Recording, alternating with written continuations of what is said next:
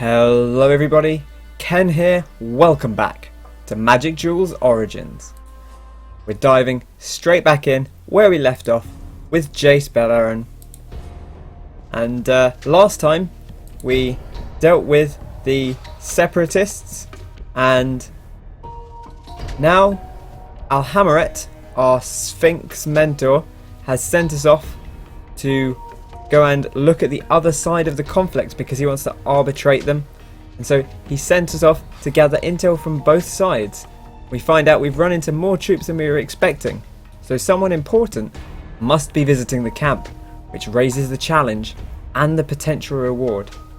So it's time for Jace to employ his mind magic once more, and we'll delve in with our delicious dastardly blue deck and see what we can do against the Amprin core soldiers.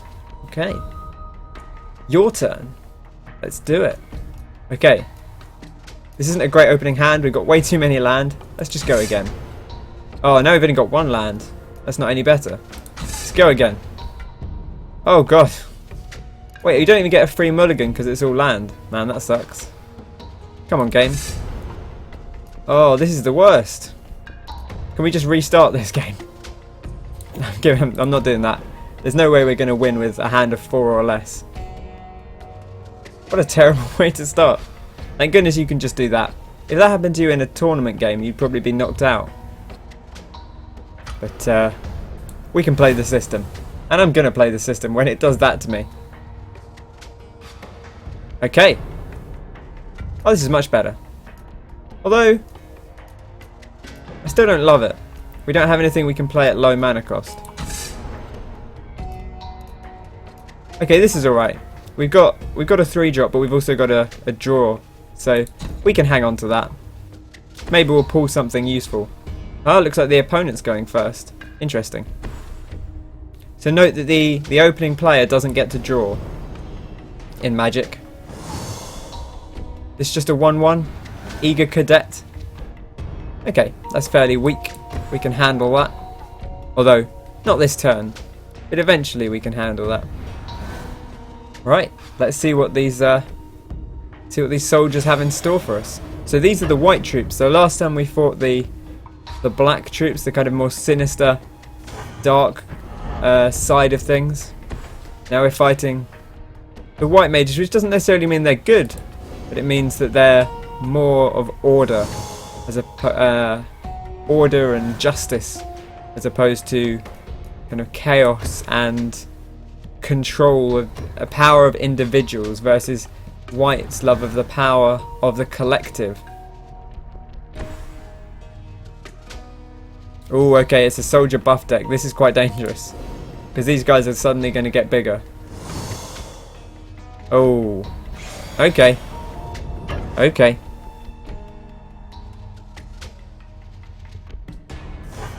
Oh, that's kind of terrifying, but we'll press on. Another nice draw.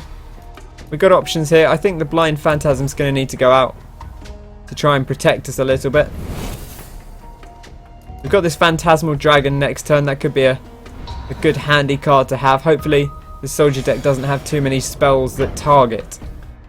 Otherwise we could be in trouble. Okay, well, we can block something.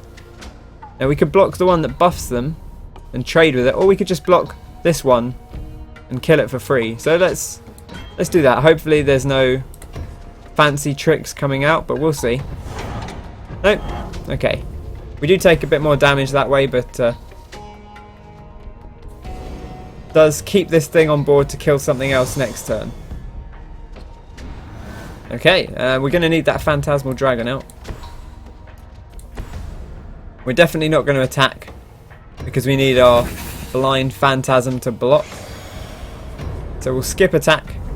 It's going to be a bit tight, but we'll give it our shot. Give it our best shot. Uh-oh. Here they come. Okay. Well, we'll definitely block this guy. And I guess we'll block the slightly bigger of the two. Since we're going to trade with either of these, we might as well block The one that's got 2 health by default. Uh-oh. Oh, he's buffing something up. +2, +4. Oh, he's going to put that on his guy in the middle, isn't he? Oh, wait, no. Is he going to use it on the dragon to... No. Okay. Oh, this is quite scary. Because we need something this turn, or we're going to lose. We need just any blocker that costs 2 mana. Great. 2 islands. Okay. Fantastic. Well, this has been a great start so far. Pretend that didn't happen.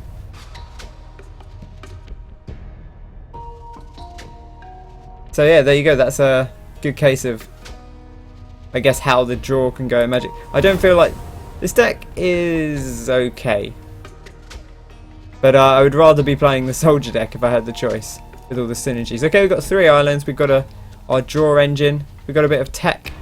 That's all pretty good. Let's hang on to that.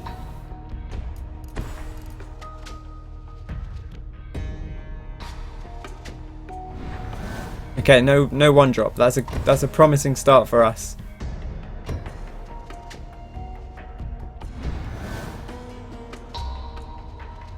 Means we're not facing off against too much flooding early on. Here's a 2/2 though.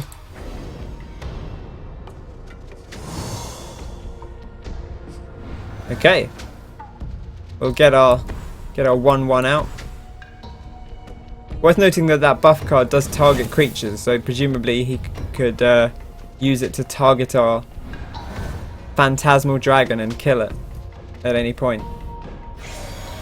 So we'll have to watch out for that, but ultimately there's not too much we can do. Do you want to just take the 2 here? I think we do. I think having our draw engine might be quite useful.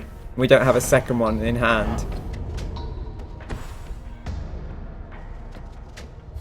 Okay. Here they come. Onslaught of the 2/2s. Oh no, and he drew a 1/1. Okay, this is getting a little bit scary.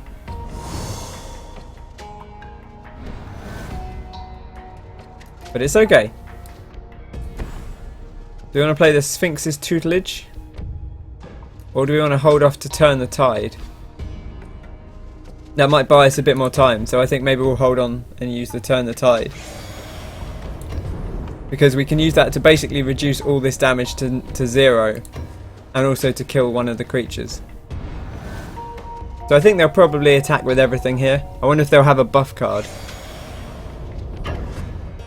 Okay, here we go. Here comes everything. And we'll block one of them. And we'll play our turn the tide. Boom. See if the opponent responds. Nope. So there we go. We took no damage. Dealt with this. Ooh, shiny. Whenever a creature with power 2 or less enters the battlefield, you may pay 1 if you do draw a card. Well, that's quite potent. So anytime... And the soldier deck tends to be quite small creatures that then get buffed by other creatures. So that's quite a good way of just cycling through cards. Okay, well let's get our... I guess let's get our Nimbus out. Oh, sorry, our Phantasmal Dragon out.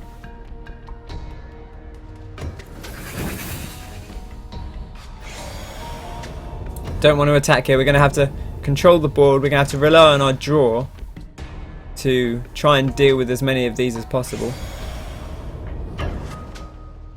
Okay. But we'll definitely block this.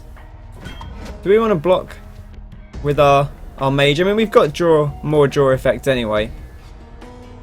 So I think keeping the board down while we've got draw could be quite good. Now we might run into some tech here. We will. +2, +4. Who's he going to put it on? Probably this one here, right?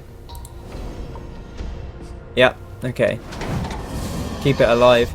It doesn't kill this thing though. So it would have been better for them to use it on the Phantasmal Dragon. In fact. But we'll not tell them that. But let's play on Nimbus of the Isles because it's a little bit more secure than the Phantasmal Dragon. Even though it's just a 3/3. It can't be removed easily. Okay, do we want to start bashing in for 5? I mean, we've got a blocker for 1 creature. But we could block 2. I kind of want to put the pressure on while we can. A little bit aggressive, but I think it might be worthwhile. Because if we start pushing in big damage, like, they can't take too many hits from these guys. And they're flyers, so they can't block them. Oh, Captain of the Watch, this is a great card. I used to love this card. Other soldiers you control get +1/+1 and have vigilance, so they won't tap when they attack, so they can attack and block. And he gets 3 1/1 white soldiers, which then immediately become 2/2s while it's alive. This is a fantastic card. And the wonderful thing about Magic is you can just not attack with this if you want, and it's a lot more difficult for the opponent to deal with it. Okay, well, we can block with our 3/3, but obviously this will cause it to die. However, we can kill this guy because the opponent's got no cards in hand. If we kill this guy, he's got no way to respond because he's got no mana. And now he's lost the draw potential, which is quite a big deal. It might not seem like that big a deal, but in fact, like, having the draw is actually quite important. Let's get out another 5/5. I think we might have to hold back and block here. Let's work it out. If we attack with 5, well, we're going to take quite a lot. So I think we're already going to take at least 6, even if we block the 2 bigger creatures. Okay, that's good to know. Again, maybe a mistake playing it here. Should have attacked first to trick us into thinking that there was something fancy going on. Right, now I think the play here might be to... We don't want to return the Captain of the Watch to hand, because then they'll get another 3 1/1s as soon as they play it. Interesting that they decided not to attack into our creatures. Maybe the play here is to play the Divination and see what we get. Could have played the Sphinx's Tutelage first, but I don't think milling the opponent's going to be the help here. This one's quite cool though. It's a 1/1 with flying, but it becomes a 5/5 with flying if the opponent has 10 cards in graveyard. So this is where Sphinx's Tutelage might be quite useful to have rolling up, but we'll play a 2/3. That's a pretty useful blocker. Okay, there's 3. We've got 3 blockers, and there's 3, 6, 9, 11, 12, 13, 14, 15. So we can't take all this damage, so we can't really afford to attack this turn.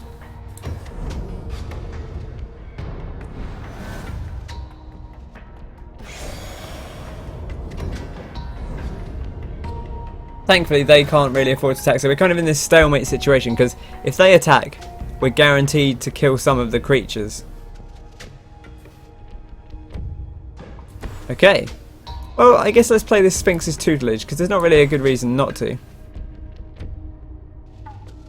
Gets it out there. There's no huge benefit to bouncing that creature back, to be honest. It does provide us with another blocker, though. And I guess we'll send the 3/3 back. In fact, what we should do is we should send a token back, because when you bounce tokens back to hand, tokens don't go to hand, it just dies, it just disappears, it doesn't even go to the graveyard, because tokens basically aren't real. So we'll skip attack. Gain 7 life. Okay, well, that's nice for them, but ultimately not, much like in Hearthstone, life gain doesn't win you the game by itself. Except I think there's a card that if you have 40 life at the start of your turn, you win the game. But I doubt that's in this version of Magic. Okay, well, it's just attacking with a 2/2 and a 3/2. Probably some kind of tech card in hand, I'd imagine. But let's block here. And let's block here. Yep, that's as I expected. That's okay. I don't mind too much if we lose one of the creatures. Also, that buff only lasts till end of turn, so it's not that big a deal. Sphinx's Tutelage. Ba-boom. Another thing that can't be blocked. This is good. The more of these we build up, the closer we get to just swinging through for lethal damage right off the bat. This Jace's Phantasm is going to be potent next turn, but for now it's not quite strong enough to warrant playing, and I don't want it to get just pinged off by something. So we'll play the slow game. I feel like we are starting to push ahead a little bit. Here we've still got these big creatures. The opponent probably shouldn't have attacked last turn, but they took the risk. And here we go, we're now another phantasmal dragon. Boom. Here we go. Here come the big boys. There's a 5/5. Here's a 5/5. Now we've got 22 damage that the opponent can't block. But we can't attack with it this turn because some of them still have summoning sickness. So we'll skip attack.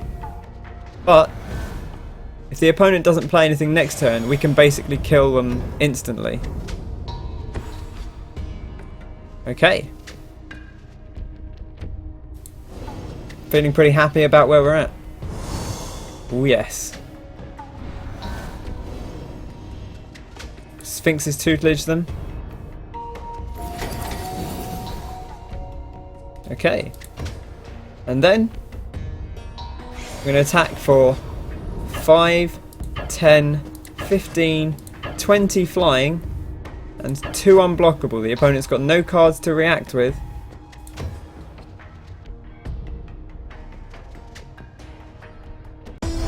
And we did it! Look at that. That's not entirely unusual in Magic, that you'll see players just sit there and not attack one another for a long time, and then suddenly one of them will just pull out that little edge and they clean through for nothing. We deal with the guards and we find the general who's visiting the camp. You delve into his mind and see detailed battle plans, but then you go further. You read his memories and see a meeting with a shadowy informant.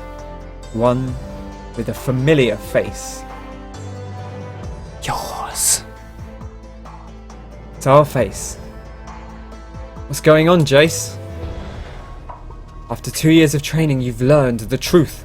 Alhamret has been using you as a go-between, selling intel to both sides and wiping your memories regularly. He's even concealed your nature as a planeswalker, which explains why we saw ourselves drifting into other planes. When you confront him, the Sphinx unleashes a devastating psychic attack. Alhamret, how dare you? Here they are, the clashing minds. The Sphinx and the Planeswalker. Jace is incredibly strong. But so is Alhamret. This is going to be a tough fight. He's too tough to defeat in physical combat. He has 40 health, which, you know, is a lot, but whatever. Exhaust his mental resources by making him draw for an empty library. Okay, so this is just teaching us about the fact that we can do that little trick. We might have to, we'll see how things go.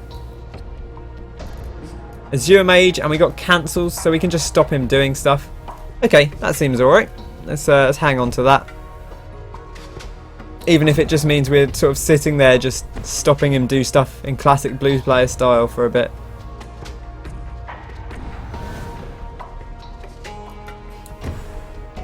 Fantastic. You dare defy me, child? I can't believe you used me, Alhamret. I will not stand for this. I am Jace Bellerin. Oh, he's going to have loads of these big blockers, isn't he? Okay, that's fine. We'll live with that. Here's our old Sphinx's tutelage. We have to decide if we want to play that or if we want to potentially cancel something.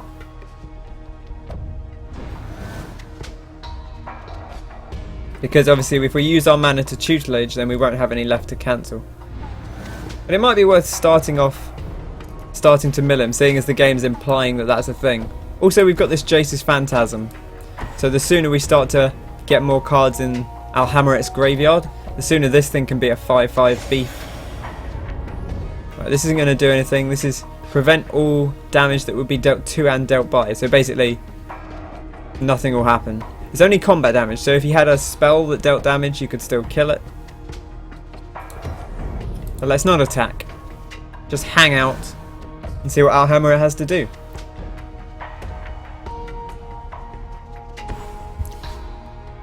The Riddle Keeper. Whenever a creature attacks you or a planeswalker you control, that creature's controller puts top two cards of their library into their graveyard. So if we attack, then it's when we attack Alhammarret we're going to have to mill cards off our top of our library. That's okay. We don't need to attack too much, really. Start milling. Here we go. We've learned from you, Alhammarret. We've got some of your tricks up our sleeve. Okay, we can use this ability whenever, so we'll wait for now. And if he does something fancy, we'll just cancel it. If he doesn't do anything fancy, then we'll draw a card. Okay, so keep our eye on the timer. The hover barrier. There's a defender with flying. It's not going to attack us. Honestly, I don't really mind if he plays that.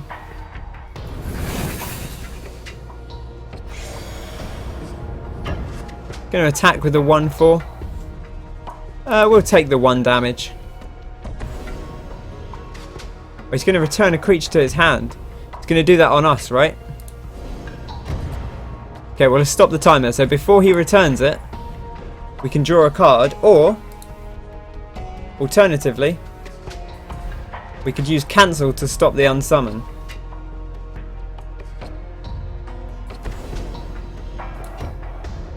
Which I think we'll do. We could just have played this again next turn, but I'd rather hang on to this on board. Okay, choose an opponent. Boom, there we go. We did it. We chose Alhammarret. I feel like when it's choose an opponent, it should just do that for you, because there's no alternative way to go about it. Because having not used our mana, maybe it would have been better to just draw there and save the cancel for later. But whatever. We went that way with it. No point attacking into those walls. We didn't know what we were going to draw, that's the thing. We might have drawn something that we wanted to spend all our mana on. We'll take another 1. 1 a turn's probably not going to be the end of us. Each player draws 2 cards, so that's fine and that's quite handy, but I've got a Sphinx's tutelage out and you haven't. So unfortunately, you're going to get filled up, my son. Fantastic. Really burning through Alhammarret's library already. We can get our big flyer out. It's going to be a useful blocker more than anything else.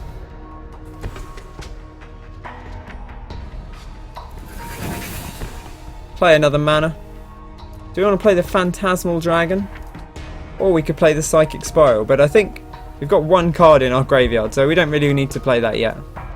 Should play the Phantasmal Dragon. We've got enough cards that we don't really need to draw anything at the moment. It'll mean we can't cancel. Okay, he's going to counter it, unless we pay X. I wonder what X will be. 2. Well, you can't afford 2, sadly. But that's a counter spell out of the way. So that's alright. We'll take that. I'm still feeling pretty good about where we're at so far. Gonna bounce a creature. I don't think we mind that too much. Just gonna bounce this, but it only costs 1 anyway, so means we can't attack with it, but we weren't gonna do that anyway. I suppose it means we can't block the homunculus. But that's only 1 damage. We don't really care too much about taking 1 damage each turn. Ooh, Jace's Mindseeker. I remember this card. So when it enters the battlefield, you mill for 4, and we get to play an instant or sorcery card from among them. Sounds like a fun time. So, should we give it a crack? It's 6 mana, and we've got 7 at the moment, so we can still play Jace's Phantasm as well.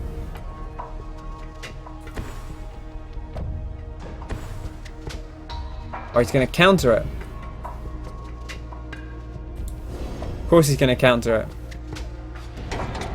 That's fine. It's a bit sad. Would have been a cool thing to play.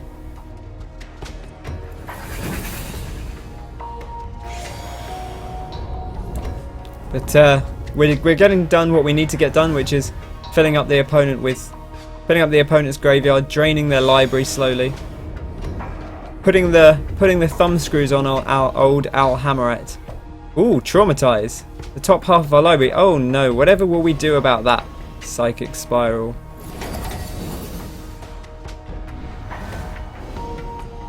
This works out quite nicely for us, to be honest.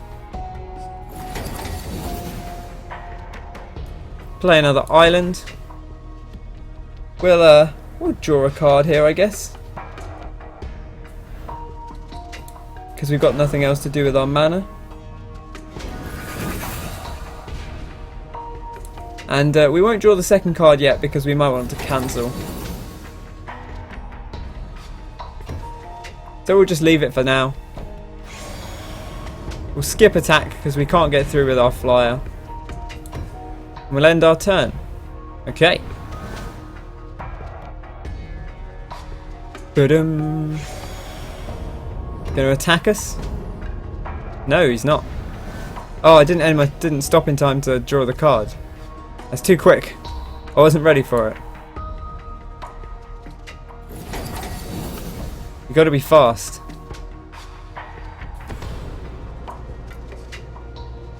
Okay, now Psychic Spiral basically wins us the game now, I think. So I guess we'll play that. Let's draw a card first. We might as well.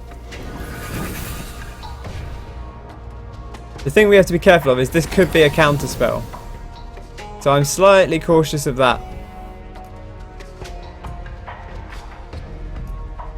So maybe we should wait until next turn and cancel it if needs be.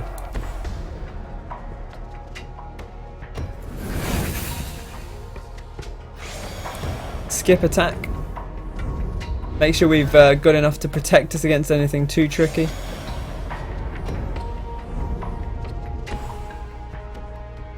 Fog Bank. Boom.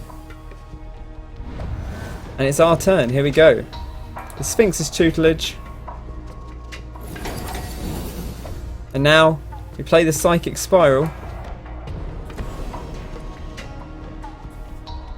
Boom. And someone's out of cards. We'll play the Jace's Phantasm, because why not? We'll keep 3 mana up for the cancel, just in case there's some kind of sneaky trick. But I think we might have it here. Our turn's going to end. We're going to skip attack. Going to end our turn. Time to draw.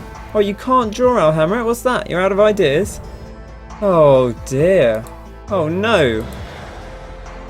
Looks like we're just too damn good. You, child. Back off, Alhammerit. I am immortal. No. Fall off the ledge, child. You can't stop me. I'm a planeswalker. Oh, he's glowing. Oh, he's dead. Good job, Jace.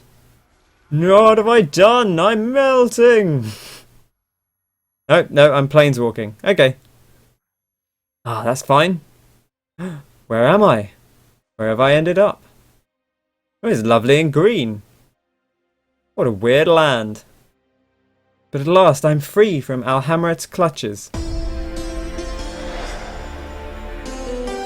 Mind Grind. Oh, we finished This Is For You. That's all those Sphinx's tutelage. Got the Mind Grind. Your duel with Alhammerit shatters both of your minds. In the process, your Planeswalker spark ignites, sending you to the plane of Ravnica and leaving precious few fragments of your memory intact. As you reassemble your identity, you come to see this plane-spanning city as a place you can finally call home. You get this sweet set of robes, and you become one of the most powerful and renowned figures in the entirety of Magic, I would say. Our fellow here, young Jace. Definitely one of the most potent figures, and we got some more coins, so we can nab a booster pack. Looks like just one, but that's fine. We'll grab it. and we'll see what's inside. Whoa! The veteran sidearm, the axe of treason, the scrap skin drake, Zendikar incarnate. Oh, I like this. Power equal to the number of lands you control. That's quite potent. Only 4 toughness, but still. This is going to be real beefy in the late game. A reclusive artificer. You can... Wow, so okay, so if you're running a lot of artifacts in your blue-red deck, you can blow up a creature. And here, Piran Kiran Nalar. The parents of Chandra. When they enter the battlefield, put 2 1/1 colourless artifact creature tokens with flying. And then you can sacrifice them to whap damage to target creatures and player. That's kind of cool. Nice lore card as well. Fantastic. And out we bop. And well, that brings us to the end of Jace's campaign. So I guess we have to choose where to go next. We've got Liliana Vess and Nissa Ravane. And I think we've kind of bopped back and forth, so I think we might do that again. We might go to Nissa, the green elven kind of wild weaver. I don't know if that's the word, but she's very powerful, and we'll meet up with her next time. So thanks very much for watching. I hope you've enjoyed this episode. If you have, be sure to bop that like button and subscribe to the channel for more Magic Duels Origins. Plenty of other stuff coming your way as well from other games, of course. And I will see you next time. So thanks very much for watching. I've been Ken. I hope you have a fantastic day, and I'll catch you soon. Cheers!